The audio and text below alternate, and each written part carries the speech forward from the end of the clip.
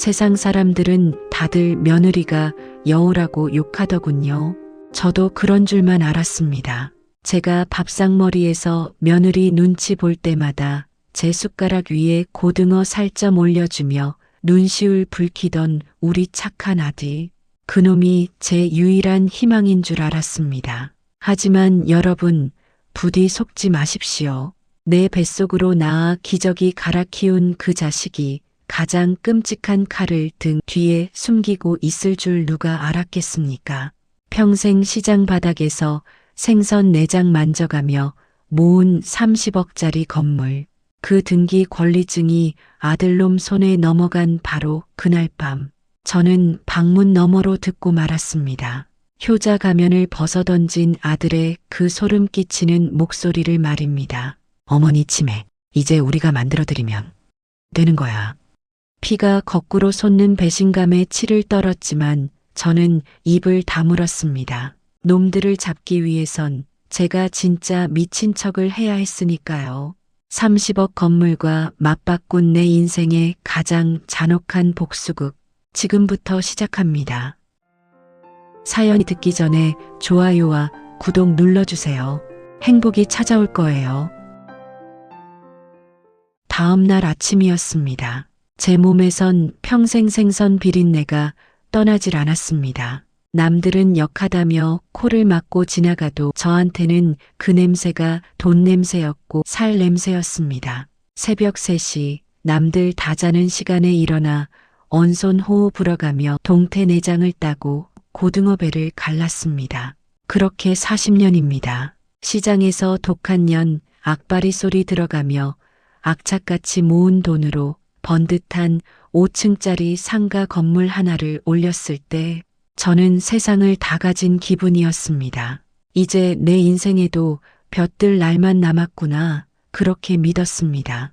하지만 그 건물이 제 노후의 안식처가 아니라 자식놈의 먹잇감이 될 줄은 꿈에도 몰랐습니다. 제게는 눈에 넣어도 안 아픈 외동아들 민수가 있습니다.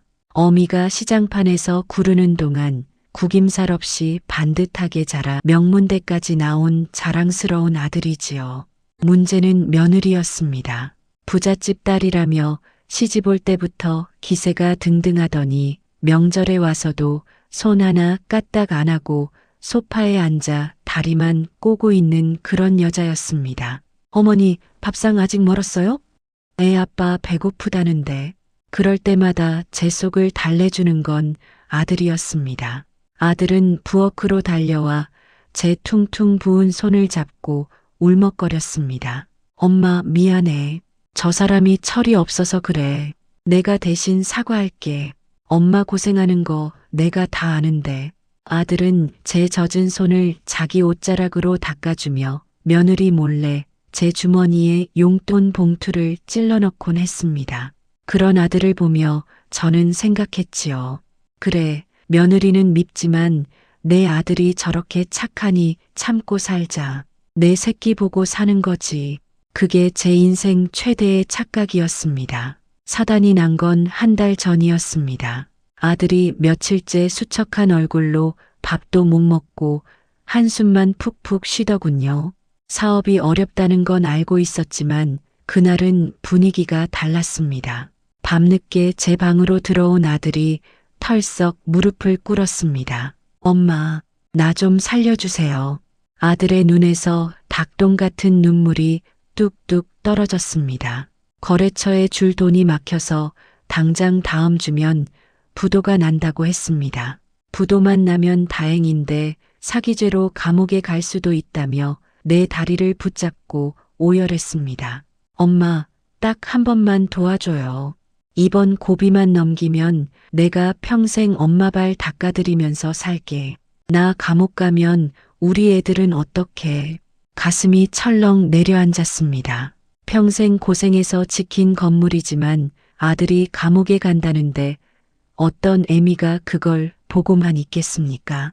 그래도 선뜻 대답이 나오지 않아 망설이는데 방문 밖에서 며느리의 날카로운 목소리가 들려왔습니다. 여보, 당신 어머니한테 구질구질하게 매달리지 마. 그냥 우리가 빚도 안고 죽으면 되잖아. 어머니는 돈밖에 모르는 분인데 아들이 감옥을 가든 말든 신경이나 쓰시겠어? 그 말에 아들이 소리를 질렀습니다. 당신 입 닥쳐. 우리 엄마 그런 사람 아니야. 누구보다 나 사랑하는 분이야. 아들은 저를 감싸며 며느리와 싸웠습니다. 그 모습을 보니 더는 망설일 수가 없더군요. 나를 위해 처자식과 맞서 싸우는 저 불쌍한 내 새끼. 결국 저는 떨리는 손으로 아들의 어깨를 감싸 안았습니다. 울지 마라 민수야. 애미가 해결해 주마.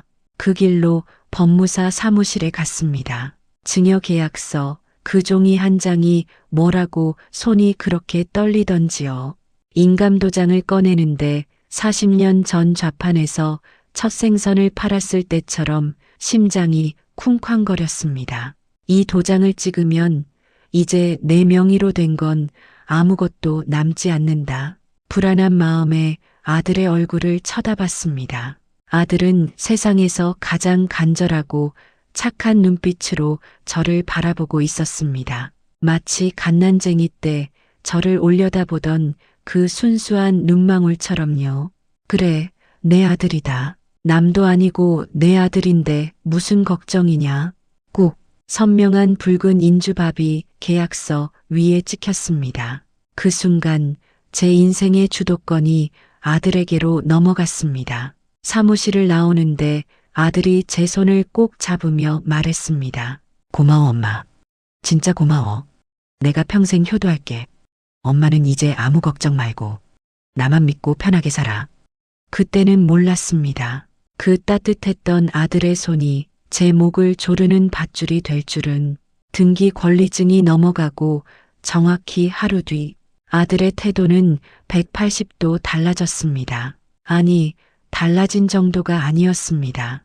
그건 사람이 아니었습니다. 지옥 같은 밤이 지나고 해가 떴습니다. 여느 때처럼 새벽같이 일어나 아들 부부가 먹을 아침상을 차렸습니다. 건물은 넘겨줬어도 내 자식 입에 따뜻한 밥 들어가는 거 보는 낙은 그대로였으니까요. 오히려 마음이 홀가분했습니다. 아들이 이제 발 뻗고 잘 수 있겠구나, 감옥 갈 걱정 없겠구나 싶어 콧노래까지 흥얼거렸습니다. 된장찌개가 보글보글 끓어오를 때쯤 안방 문이 열리고 며느리가 나왔습니다. 평소 같으면 어머니, 아침부터 달그락거리는 소리 좀 안 나게 하세요. 하고 쏘아붙였을 텐데 그날은 웬일인지 아무 말 없이 식탁 의자를 빼서 앉더군요. 표정이 묘했습니다. 입꼬리는 올라가 있는데 눈은 얼음장처럼 차가운 섬뜩한 미소였습니다. 새아가 일찍 일어났니? 민수는 오늘 중요한 날이라며 밥 먹여 보내야지. 제 말에 며느리가 코웃음을 쳤습니다. 흥하는 소리가 어찌나 크던지 찌개 냄비 뚜껑이 들썩이는 것 같았습니다. 어머니, 이제 그만 좀 하세요. 지겹지도 않아요? 그놈의 밥 타령. 말투가 달랐습니다. 늘 짜증 섞인 톤이었지만 저렇게 대놓고 무시하는 말투는 아니었습니다. 당황해서 며느리를 쳐다보는데 뒤이어 아들이 하품을 하며 걸어 나왔습니다. 저는 반가운 마음에 국자를 내려놓고 아들에게 다가갔습니다. 민수야, 잘 잤니? 어제 등기소 다녀오느라 피곤했지? 얼른 앉아라. 좋아하는 조기 구웠다. 그런데 아들이 저를 투명 인간 취급하며 쓱 지나쳐 냉장고에서 물을 꺼내 마셨습니다. 제 손이 허공에서 민망하게 멈췄습니다. 민수야? 그제야 아들이 저를 쳐다봤습니다. 그런데 그 눈빛이 제가 알던 착한 아들의 눈이 아니었습니다. 마치 길가에 널린 쓰레기 봉투를 보듯 귀찮고 짜증난다는 눈빛. 아들이 물컵을 탁 소리나게 내려놓으며 말했습니다. 아, 밥냄새 역겨워. 엄마, 나 이제 아침 안 먹는다고 했잖아. 왜 자꾸 사람 귀찮게 해? 귀를 의심했습니다. 어제까지만 해도 제 손을 잡고 울며 불며 엄마 밥이 최고야 하던 놈이었습니다. 제가 너무 놀라 말도 못하고 벙어리처럼 서 있자 아들은 식탁에 앉아 있는 며느리에게 다가가 어깨를 주무르며 말했습니다. 여보, 오늘 점심 나가서 먹을까? 스시 오마카세 예약해놨어. 정말? 웬일이야 당신이? 이제 우리도 좀 즐기면서 살아야지. 30억이 생겼는데. 30억? 그 단어가 아들 입에서 나오는 순간 등골이 서늘해졌습니다. 아들은 빚을 갚아야 한다고 했습니다. 부도를 막아야 한다고 했습니다. 그런데 스시라니요. 즐기면서 산다니요. 민수야, 그게 무슨 소리냐? 빚 갚으려고 건물 가져간 거 아니냐?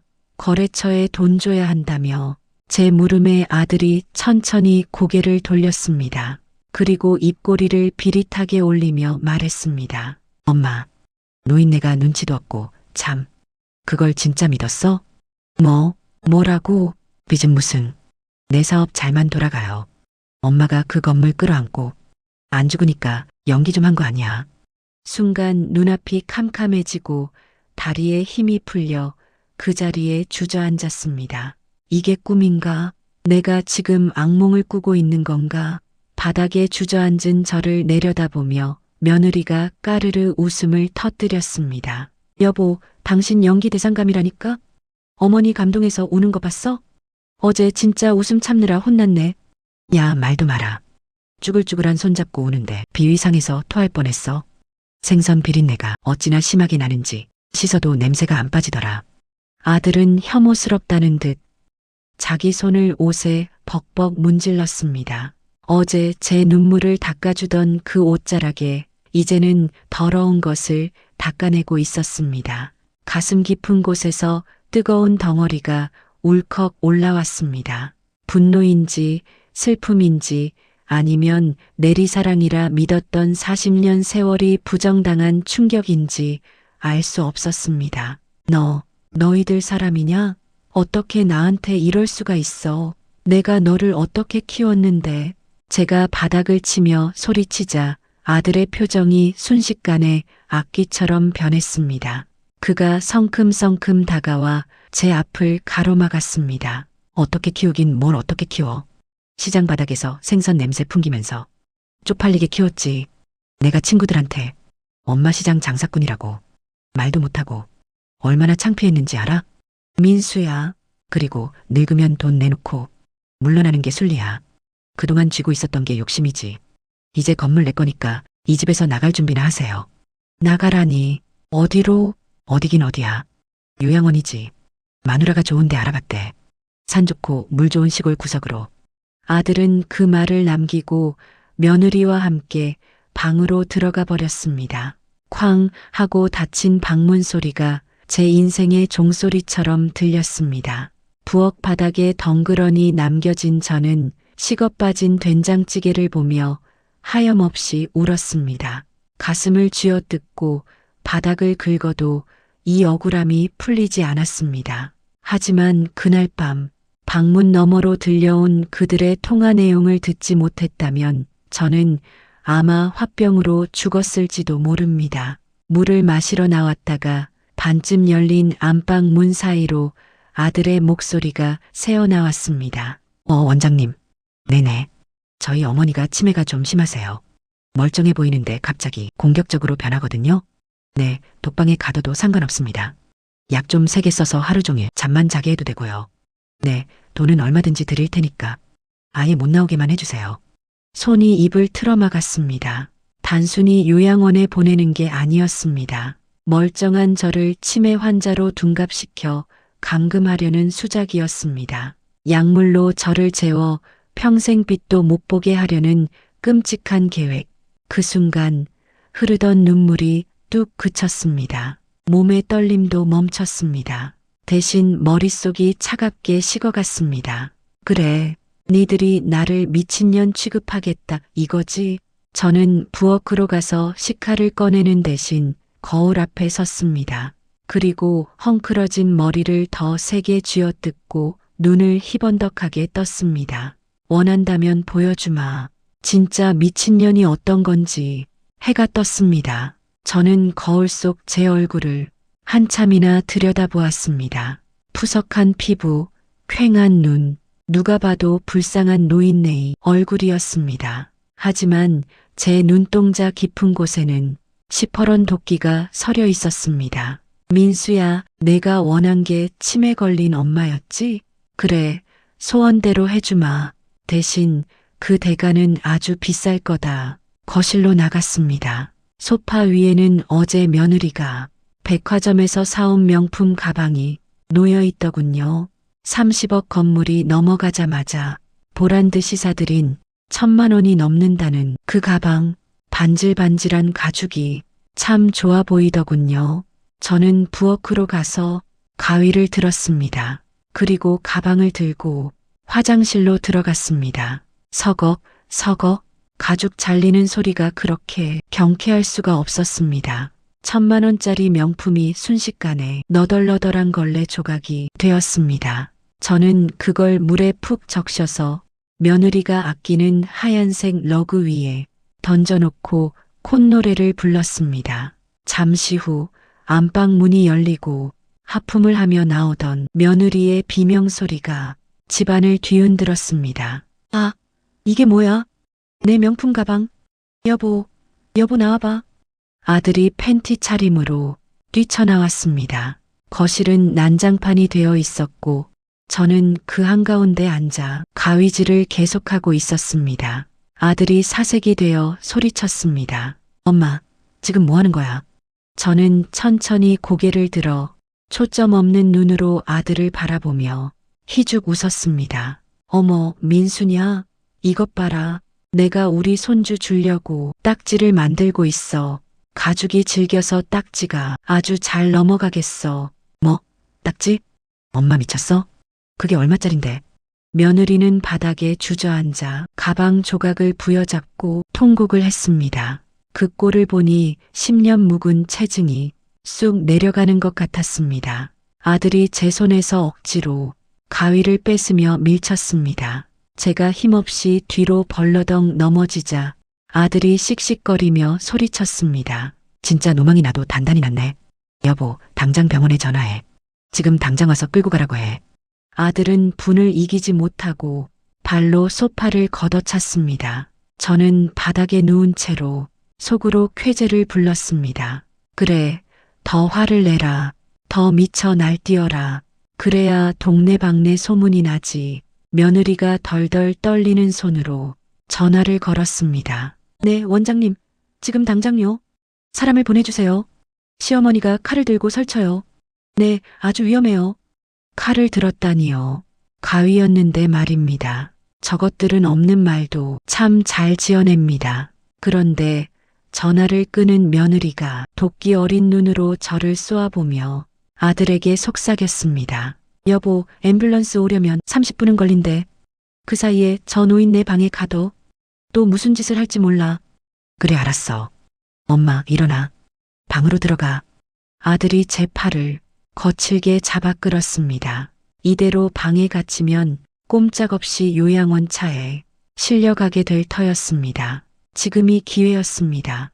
이 집구석에서 일어나는 일을 세상 밖으로 알려야 했습니다. 저는 아들의 손을 뿌리치고 현관문 쪽으로 달렸습니다. 평소 무릎 관절이 아파 잘 걷지도 못하던 제가 어디서 그런 힘이 났는지 모릅니다. 죽기 살기로 달려가 도어록을 열고 복도로 뛰쳐나갔습니다. 사람 살려, 강도야. 도둑놈이 사람 죽인다.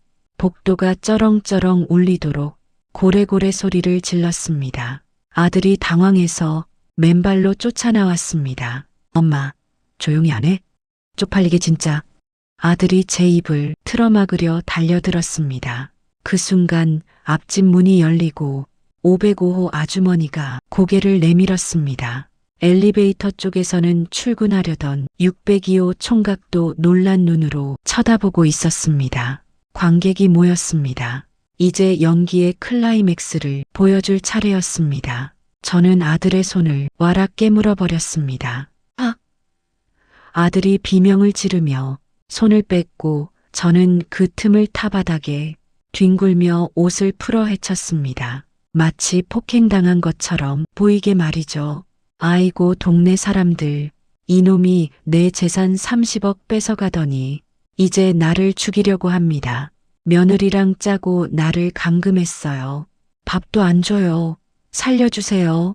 제 머리는 산발이었고 아들은 씩씩대며 서 있고 집안에서는 며느리가 찢어진 가방을 들고 뛰쳐나오는 상황. 누가 봐도 폐륜의 현장이었습니다. 505호 아주머니가 경악하며 소리쳤습니다. 어머 세상에, 민수 엄마 왜 이래요? 민수 씨, 어머니한테 무슨 짓을 한 거야? 아들의 얼굴이 벌겋게 달아올랐습니다.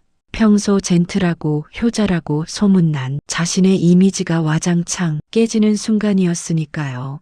아들은 억지 미소를 지으며 사람들에게 손을 저었습니다. 아니에요. 오해하지 마세요. 어머니가 치매가 오셨어요. 지금 제정신이 아니십니다. 치매? 멀쩡하던 양반이 하루아침에 이웃들이 수군거리기 시작했습니다. 그때였습니다. 엘리베이터 문이 열리고 건장한 남자 2명이 내렸습니다. 요양병원 마크가 찍힌 유니폼을 입은 남자들이었습니다. 아들이 그들을 보며 소리쳤습니다. 여기요, 여기 빨리. 이 환자 좀 데려가세요. 진정제부터 놓으시고요. 남자 둘이 저를 향해 성큼성큼 다가왔습니다. 그들의 손에는 억세 보이는 밧줄과 주사기가 들려 있었습니다.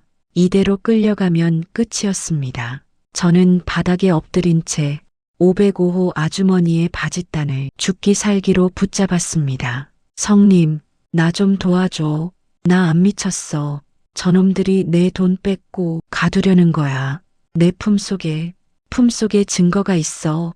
물론 품속에 증거 따위는 없었습니다. 하지만 이 한마디가 사람들의 의심에 불을 지폈습니다. 남자들의 거친 손이 제 팔뚝을 낚아챘습니다. 마치 짐승을 포획하듯 억센 힘이었습니다. 팔뼈가 부러질 것 같은 고통에 비명이 터져 나왔습니다. 아, 이거 놓으란 말이야. 그들이 억지로 제 팔에 주사 바늘을 꽂으려는 찰나 505호 아주머니가 소리를 빽 질렀습니다. 잠깐만요. 지금 뭐 하는 짓들이에요? 사람을 개 끌고 가듯이. 아주머니가 제 앞을 막아서자 아들이 다급하게 끼어들었습니다. 아주머니, 비키세요. 어머니가 발작하시면 칼부림이 난다니까요. 다치시면 책임지실 거예요? 칼부림은 무슨, 지금 칼 든 건 저 사람들이잖아. 주사기 들고 설치는 게 더 무섭구먼. 그때였습니다. 엘리베이터 쪽에서 휴대폰을 들고 있던 602호 총각이 차가운 목소리로 말했습니다. 저기요. 경찰 불렀습니다. 경찰 올 때까지 가만히 계세요. 동영상도 다 찍었으니까 억지 부리지 마시고요. 경찰이라는 말에 요양원 남자들이 멈칫했습니다. 그들은 서로 눈치를 보더니 슬그머니 제 팔을 놓았습니다. 아들의 얼굴이 사색이 되더군요. 아니, 집안일인데 무슨 경찰을 불러요? 남의 일에 왜 참견입니까? 아들은 길길이 날뛰었지만 이미 상황은 그의 손을 떠났습니다. 저는 떨리는 몸을 추스르며 벽에 기대어 섰습니다. 그리고 흐트러진 옷매무새를 다듬었습니다. 방금 전까지 바닥을 구르던 미친 노인네의 눈빛을 지우고 40년 동안 시장통에서 장사하던 그 깐깐한 눈빛으로 돌아왔습니다. 잠시 후 경찰관 2명이 헐레벌떡 뛰어 올라왔습니다. 무슨 일입니까? 신고받고 왔습니다. 경찰을 보자마자 아들이 억울한 표정으로 연기를 시작했습니다. 정말이지 아카데미 나무주연상 감이었습니다. 경찰관님, 아이고 잘 오셨습니다.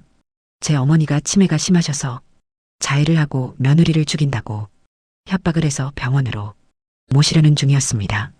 그런데 이웃분들이 오해를 하셔서 경찰관이 제 꼴을 쓱 훑어보더군요.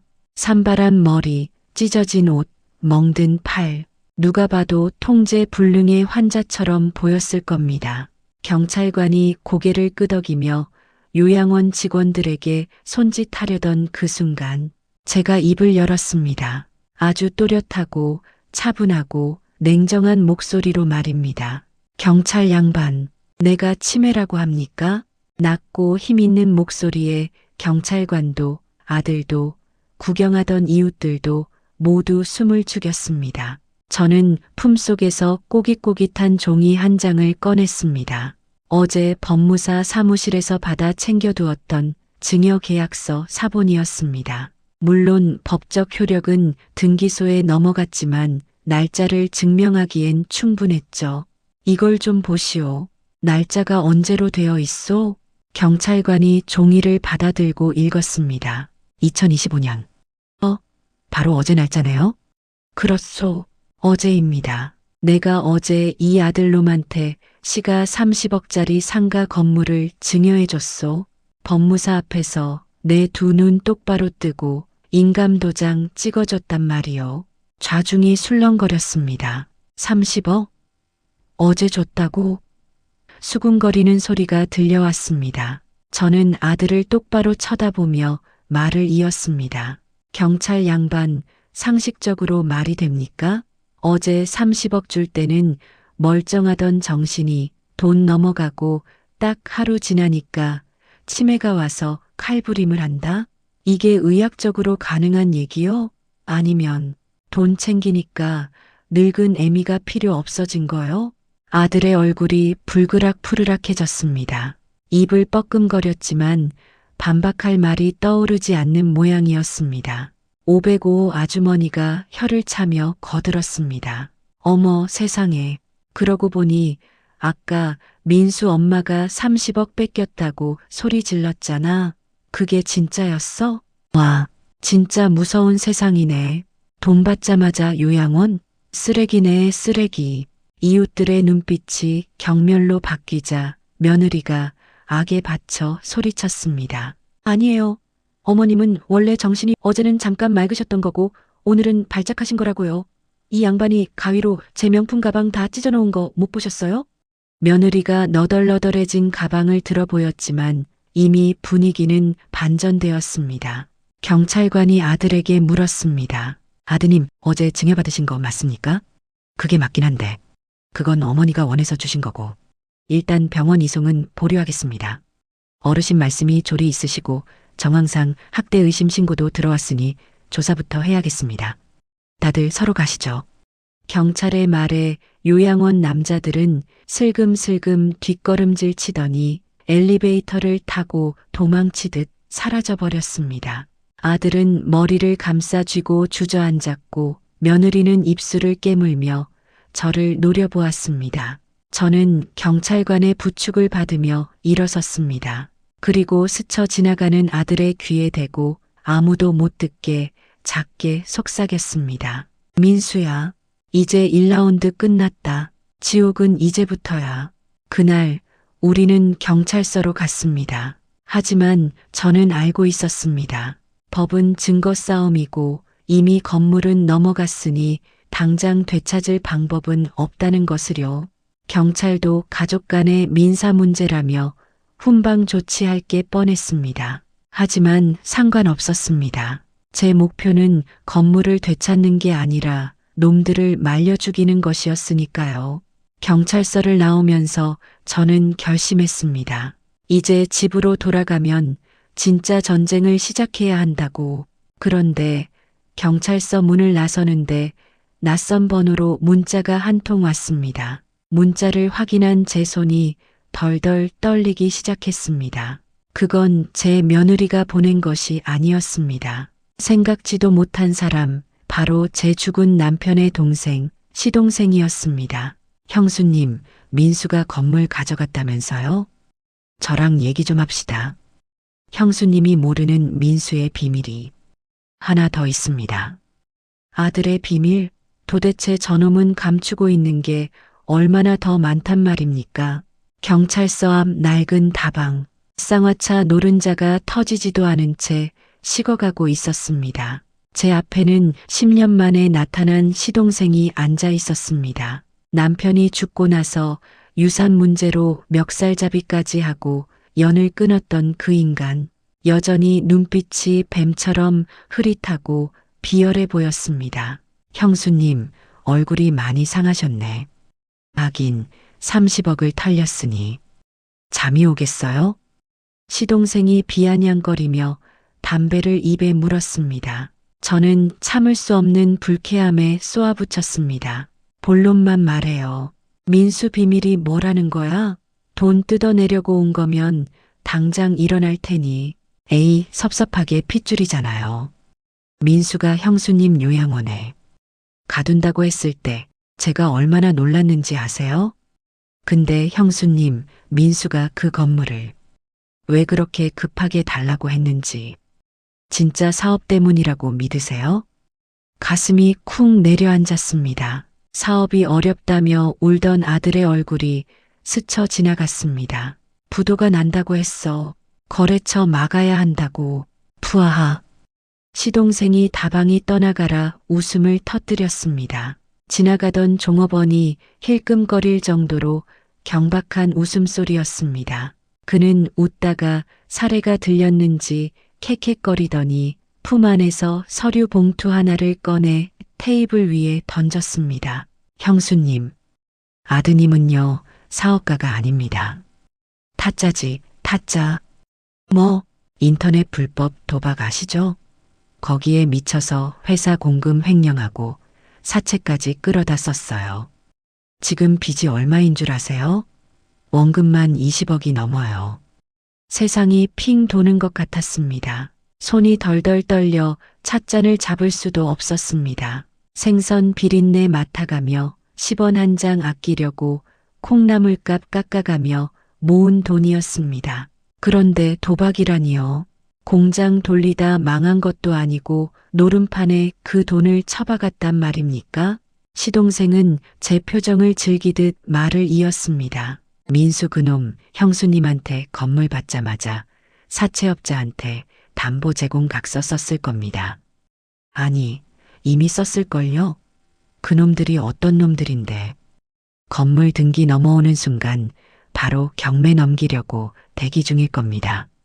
봉투를 열어보니 아들이 도박 사이트에 입금한 내역서와 사채업자에게 쓴 차용증 사본이 들어 있었습니다. 신체 포기 각서라는 끔찍한 단어와 함께 아들의 지장이 선명하게 찍혀 있었습니다. 이걸 도련님이 어떻게 가지고 있어요?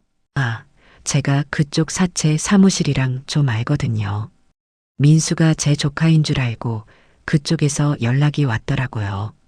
내 조카가 돈 안 갚고 튀면 내가 갚을래? 하면서 시동생이 몸을 앞으로 숙이며 목소리를 낮췄습니다. 형수님, 그 건물 어차피 민수 손에 있어봤자 한 달 안에 공중분해됩니다. 깡패들이 와서 들어눕고 경매 넘어가면 끝이에요. 30억이 그냥 휴지 조각 되는 거라고요. 눈앞이 캄캄했습니다. 아들에게 배신당한 것도 모자라 내 평생의 피땀이 도박빚으로 사라진다니 이럴 수는 없었습니다. 절대로 안 됩니다. 내 돈이 어떤 돈인데 깡패들 술값으로 날릴 수는 없었습니다. 방법이 있어요? 지푸라기라도 잡는 심정으로 물었습니다. 시동생이 탐욕스러운 눈빛을 번뜩였습니다. 있죠. 근데 공짜는 없는 거 아시죠? 저도 콩고물은 좀 떨어져야 움직이죠. 원하는 게 뭐예요? 건물 지켜드리면 5억. 저한테 떼어주세요. 그럼 제가 그 사채업자 놈들 약점 이용해서 민수놈 계약 무효로 만들어드릴 수 있어요. 민수가 쓴 각서, 사실 불법적인 요소가 많거든요. 5억, 날강도가 따로 없었습니다. 하지만 지금은 찬밥 더운 밥 가릴 때가 아니었습니다. 건물을 통째로 날리는 것보다 차라리 이 하이에나 같은 시동생 손을 잡는 게 나아 보였습니다. 아니, 사실 제 머릿속에는 더 무서운 계획이 떠오르고 있었습니다. 좋아요. 5억 주겠어요. 대신 조건이 있어요. 오, 역시 우리 형수님 통 크시네. 조건이 뭡니까?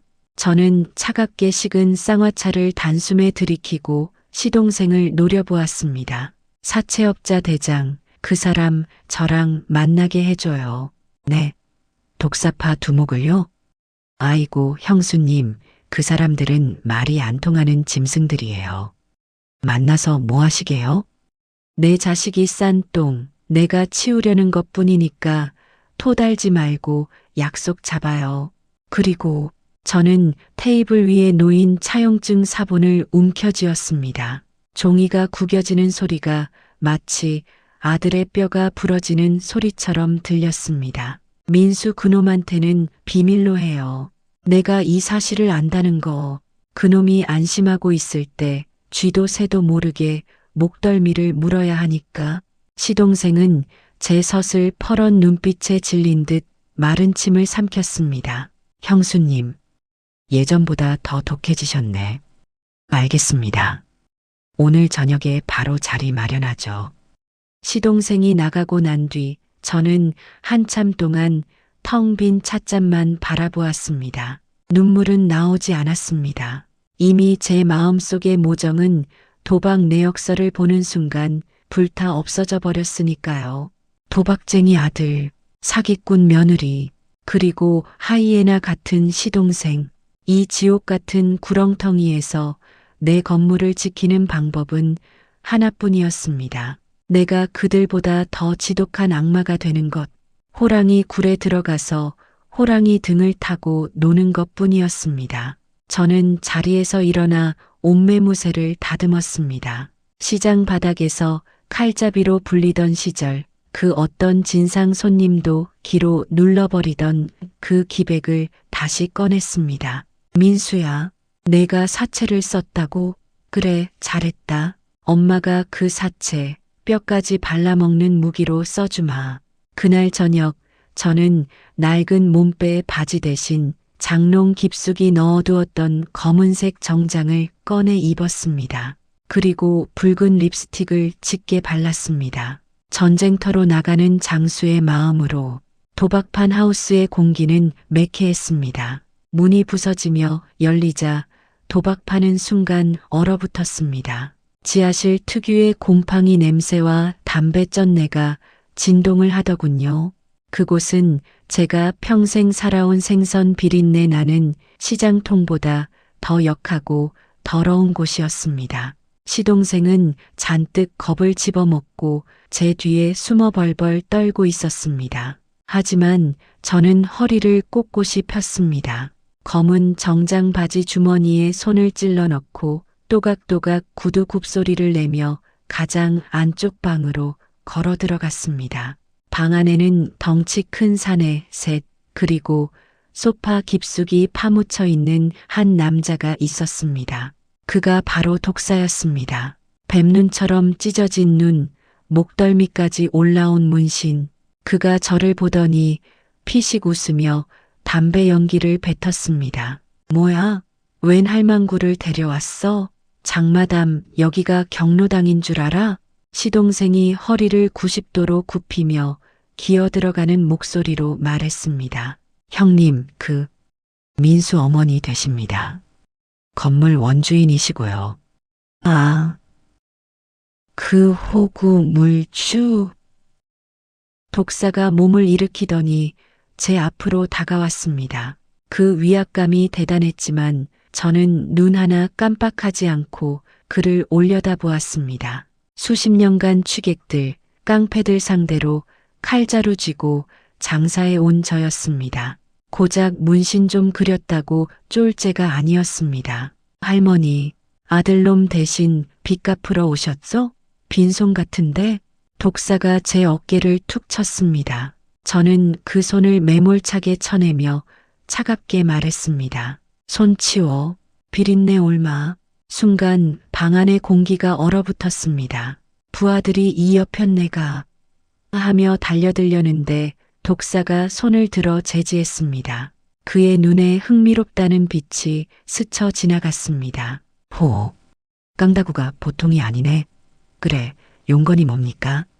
저는 맞은편 소파에 털썩 주저앉아 다리를 꼬았습니다. 그리고 품 안에서 담배 한 개비를 꺼내 물었습니다. 독사가 묘한 표정으로 라이터를 켜 불을 붙여주더군요. 제가 연기를 길게 뿜으며 말했습니다. 내 아들놈이 쓴 각서 내놓으시오. 하하, 농담이 지나치시네. 돈도 없이 종이 쪼가리를 달라. 그 건물 이미 우리 겁니다. 아드님이 지장 찍고 공증까지 다 썼어요. 알아. 근데 그게 휴지 조각이 될 텐데 어쩌나? 뭐요? 내가 오늘 아침에 경찰서에 다녀왔어. 치매 걸린 노인네 속여서 재산 강탈해 갔다고 아들놈을 신고했지. 그리고 변호사 써서 증여, 무효 소송이랑 부동산 처분 금지 가처분 신청도 낼 거야. 독사의 표정이 일그러지기 시작했습니다. 저는 그 틈을 놓치지 않고 비수를 꽂았습니다. 법원 싸움 들어가면 그 건물 최소 3년은 묶여. 당신네들 3년 동안 이자 한 푼 못 받고 그 건물 구경만 해야 될걸. 그 사이에 세금은 세금대로 나가고 아들놈은 감옥 가면 돈 나올 구석은 아예 없지. 어때? 계산기 두드려 보니 손해지? 독사가 입술을 깨물며 저를 노려보았습니다. 그의 눈빛이 살기로 번뜩였지만 저는 태연하게 죄를 털었습니다. 협박입니까? 거래야. 당신은 돈만 벌면 되잖아. 난 내 건물을 지켜야겠고 서로 윈윈하자는 거지. 그래서 어쩌자고? 저는 테이블 밑에 놓아둔 가방을 들어 올려 지퍼를 열었습니다. 그리고 묵직한 현금 다발을 테이블 위에 쏟아부었습니다. 5억, 평생 장사하며 꼬깃꼬깃 모아 장판 및 항아리 속에 숨겨두었던 제 진짜 비상금이었습니다. 시동생의 눈이 휘둥그레지고 독사의 눈썹이 꿈틀거렸습니다. 이게 5억이야. 이걸로 이자는 퉁쳐. 원금 20억은 어쩌고? 이걸로 퉁치자고? 장난해? 누가 안 준대? 원금은 내가 갚아. 대신 조건이 있어. 제가 몸을 앞으로 숙여 독사의 눈을 똑바로 쳐다보며 말했습니다. 민수 그놈이 쓴 차용증, 그리고 신체 포기 각서, 채권자를 나로 받고. 뭐라고요? 이제부터 민수의 빚쟁이는 당신이 아니라 나야. 채권을 나한테 양도해. 그럼 내가 그 건물 담보로 대출을 받든 팔든 해서 당신 돈 20억 깔끔하게 현찰로 주지. 법적인 문제, 내가 소송 취하하면 그만이야. 독사가 멍하니 저를 바라보았습니다. 어머니가 아들의 빚을 갚아주는 게 아니라 아들의 빚을 사겠다는 제안. 상상도 못한 전개에 천하의 사채업자도 혀를 내둘렀습니다. 크크크. 흐하하. 와, 진짜 독하시네. 아드님 목줄을 직접 쥐겠다? 오냐오냐 키웠더니 호랑이 새끼인 줄 알았는데 알고 보니 미친 개였어. 미친 개는 몽둥이 쥔 주인이 직접 다뤄야지. 독사가 킬킬거리며 웃더니 제 앞에 놓인 현금 다발을 챙겼습니다. 그리고 서랍에서 서류를 꺼내 도장을 찍고 제게 밀어주었습니다. 좋습니다. 거래 성립. 야, 이 할머니. 아니, 여사님 보통 아니시네. 아드님, 이제 죽어났네. 저는 떨리는 손을 감추고 서류를 받아 챙겼습니다. 이제 법적으로 아들 민수의 빚쟁이는 접니다. 민수의 목숨줄은 제 손안에 들어왔습니다. 자리에서 일어나 나가려는데 독사가 뒤에서 한마디 던지더군요. 근데 여사님, 아드님 지금 어디 있는지 아십니까? 어디 있나?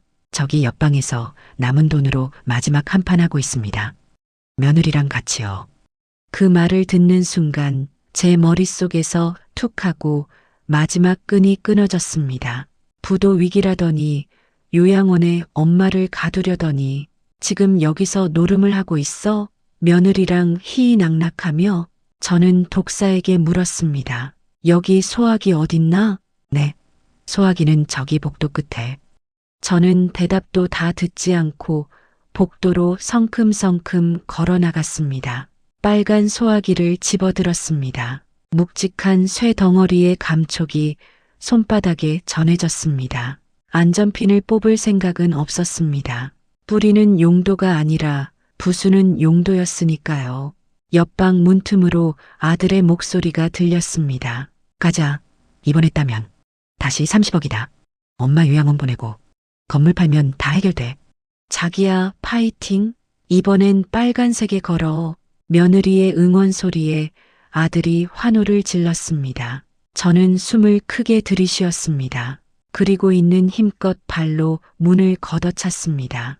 쾅! 문이 부서질 듯 열리며 도박판의 시선이 모두 저에게 쏠렸습니다. 놀란 토끼 눈을 한 아들과 며느리가 저를 보고 얼어붙었습니다.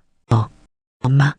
저는 아무 말 없이 소화기를 머리 위로 번쩍 들어 올렸습니다. 지옥에서 돌아온 엄마가 어떤 모습인지 놈들에게 보여줄 시간이었습니다. 그 후 시간은 빠르게 흘렀습니다. 아들과 며느리는 사색이 되어 저를 바라봤습니다. 아들은 제 얼굴을 확인하고도 상황 파악이 안 되는지 얼빠진 소리를 냈습니다. 엄마, 여기는 어떻게? 이제 내 돈이 됐다며? 내가 판 건물로 마지막 노름판 버린다는 아들놈 구경하러 왔지. 저는 그들의 대답을 기다리지 않았습니다. 무거운 소화기를 머리 위로 번쩍 들어 올린 채 테이블을 향해 휘둘렀습니다. 쾅! 쇠가 쇠를 때리는 굉음과 함께 칩과 카드가 사방으로 튀었습니다. 도박 기계가 박살나고 충격파에 촌농처럼 굳어있던 아들이 그제야 미친 듯이 소리를 질렀습니다. 이 미친 노인네야. 무슨 짓이야? 당장 내려놔. 아들이 제게 달려들었지만 저는 소화기의 안전핀을 뽑아버렸습니다. 쉭, 쉭.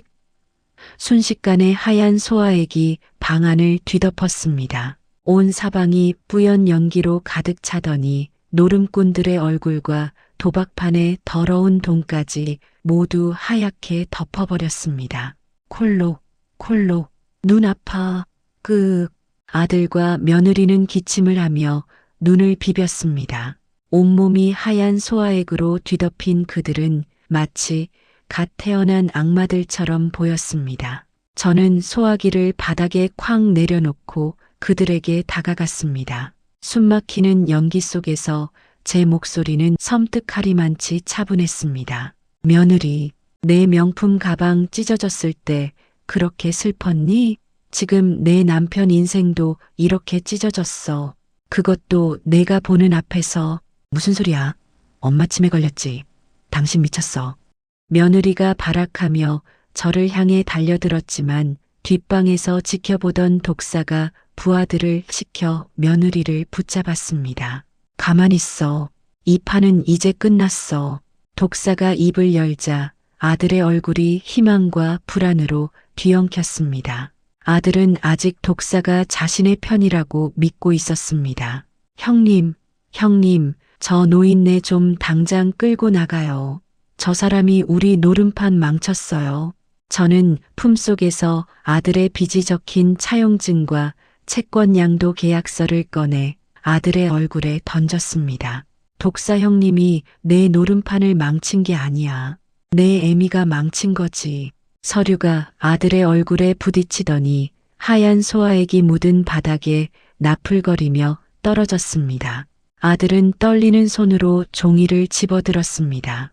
그는 자신의 이름이 선명하게 적힌 차용증을 읽어 내려갔습니다. 그리고 채권자 이름이 김민수 외일인에서 이옥자 가정로 바뀌어 있는 것을 확인했습니다.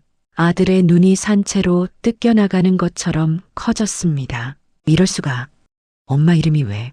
이게 무슨. 내 빚, 내 애미가 샀다. 5억 주고 이자 갚아주고 내 목숨 줄까지 싸그리 사왔어. 그제야 아들은 모든 상황을 깨달았습니다. 그의 얼굴은 절망, 공포, 그리고 분노로 뒤섞였습니다. 30억짜리 건물을 넘기면 모든 문제가 해결될 줄 알았는데 건물은 이미 내리막길을 걷고 있고 자신은 노름빚에 찌든 채 세상에서 가장 무서운 빚쟁이에게 목줄이 잡힌 상황이었습니다. 엄마, 어떻게 나한테 이럴 수 있어? 내가 당신 아들이잖아. 아들은 내가 나를 요양원에 쳐넣으려고 했을 때 이미 죽었어. 노름판에 앉아 애미의 피땀을 걸었을 때 넌 이미 내 자식이 아니었어. 저는 한 걸음 한 걸음 아들에게 다가섰습니다. 아들의 귓가에 대고 낮게 속삭였습니다. 이 말은 오직 아들만이 듣는 형벌이었습니다. 민수야, 내가 진 빚 20억, 이제 내 애미한테 갚아라. 갚을 방법? 내가 나한테 했던 대로 해야지. 요양원에 나를 버리려 했지? 그럼 너도 요양원 같은 곳에서 살아야지. 며느리가 미친 듯이 웃기 시작했습니다. 그녀는 비명처럼 웃으며 아들을 손가락질했습니다. 바보, 멍청이, 그 좋은 건물을 놔두고 도박을 해? 당신 엄마한테까지 발목을 잡혀? 이제 끝이야. 나 이혼할래. 며느리는 아들을 향해 침을 뱉고 바닥에 내팽개쳐진 명품 가방 조각을 움켜쥐고 소화액으로 뒤덮인 도박판을 뛰쳐나갔습니다. 아들은 며느리가 떠나는 뒷모습을 보지도 못했습니다. 그는 바닥에 주저앉아 머리를 쥐어뜯으며 통곡했습니다. 엄마, 제발 살려줘. 내가 잘못했어. 용서해줘. 20억은 어떻게 갚아? 독사는 만족스러운 미소를 지으며 부하들에게 손짓했습니다. 뭐해? 저 손님. 이제 우리 손님 아니야. 새 채권자한테 넘겨드려. 얌전히 모시고 나가. 깡패들이 아들의 양팔을 붙잡았습니다. 아들은 절규했습니다. 그의 눈에서는 소화액이 아니라 진짜 회한의 눈물이 흘러내렸습니다. 엄마, 내 집, 내 건물, 내가 잘못했어. 저는 아무런 미동도 없이 그가 끌려나가는 모습을 지켜보았습니다. 끌려나가는 아들의 뒷모습은 40년 전 시장 바닥에서 꽁꽁 언 손으로 생선 대가리를 치던 제 모삭처럼 초라했습니다. 하지만 이제 더는 그에게 연민을 느낄 수 없었습니다. 오로지 정의가 구현되는 통쾌함 뿐이었습니다. 그날 밤 아들은 제가 마련해준 작은 고시원으로 향했습니다. 물론 20억짜리 빚 독촉장이 매일 배달되는 곳이었습니다. 그 후 시간은 빠르게 흘렀습니다. 제가 경찰에 신고한 폐륜 행위와 요양원 감금 시도 그리고 사채업자와의 거래 증거들이 법정에서 모두 공개되었습니다. 아들이 도박 중독이었고 저를 속여 재산을 강탈했다는 사실이 명백하게 드러났습니다. 결국 법원은 증여가 강박에 의한 무효임을 인정하고 30억 건물 소유권을 다시 제게 돌려주었습니다. 건물은 돌아왔지만 제 마음은 예전처럼 기쁘지 않았습니다. 건물을 지키기 위해 아들의 목숨줄을 쥐고 흔들어야 했던 그 잔혹한 시간들이 제 가슴에 깊은 상처로 남아 있었으니까요. 저는 변호사를 통해 아들에게 20억의 빚을 끈질기게 독촉했습니다. 잔혹한 채권자는 이제 저였습니다. 아들은 매일 좁은 고시원 방에서 빚 독촉에 시달리며 잠 못 이루었습니다. 그는 저를 수백 번, 수천 번 찾아와 무릎을 꿇고 용서를 빌었지만 저는 단호하게 문을 열어주지 않았습니다. 민수야, 내가 나를 속인 그 시간들을 빚을 갚으면서 뼈저리게 느껴야 한다. 그게 내가 내 아버지한테까지 져야 할 빚이다. 저는 빚을 갚으라며 그에게 일자리를 알선했습니다. 고층 건물 공사 현장의 자벽부 자리였습니다. 그는 땀 흘려번 돈으로 쥐꼬리만 한 이자를 갚았습니다. 평생 팬대만 굴리던 아들은 자신의 몸이 부서져라 일하며 비로소 노동의 고통을 깨달았습니다. 그의 얼굴은 흙먼지로 뒤덮였지만 그 속에서 아주 희미하게 남아 사람의 얼굴이 되찾아지는 것 같았습니다. 한편 며느리는 아들을 떠난 후 친정으로 돌아갔지만 1,000만 원짜리 명품 가방이나 찢어대는 시어머니에게서 도망친 악녀라는 소문 때문에 친정에서도 환영받지 못했습니다. 그녀는 제게도 연락해 어머니, 제가 민수 빚의 절반이라도 갚을 테니 합의해 달라며 금전적인 거래를 시도했지만 저는 단 한마디로 거절했습니다. 내가 나한테 갚을 건 돈이 아니라 내가 버린 양심이야. 내 인생이나 똑바로 살아. 저는 결국 그 30억짜리 건물을 팔았습니다. 그 건물에는 아들의 배신과 저의 고통이 너무 깊이 배어 있었으니까요. 건물을 팔아 생긴 돈으로 저는 작은 아파트 한 채를 사고 나머지는 모두 신탁계좌에 넣어 제 노후를 위해 운용하도록 했습니다. 더 이상 자식에게 의존하지 않고 제 스스로의 힘으로 나머지 삶을 설계하기로 한 것입니다. 그녀는 더 이상 억척스러운 시장 상인도 며느리에게 구박받는 시어머니도 아니었습니다.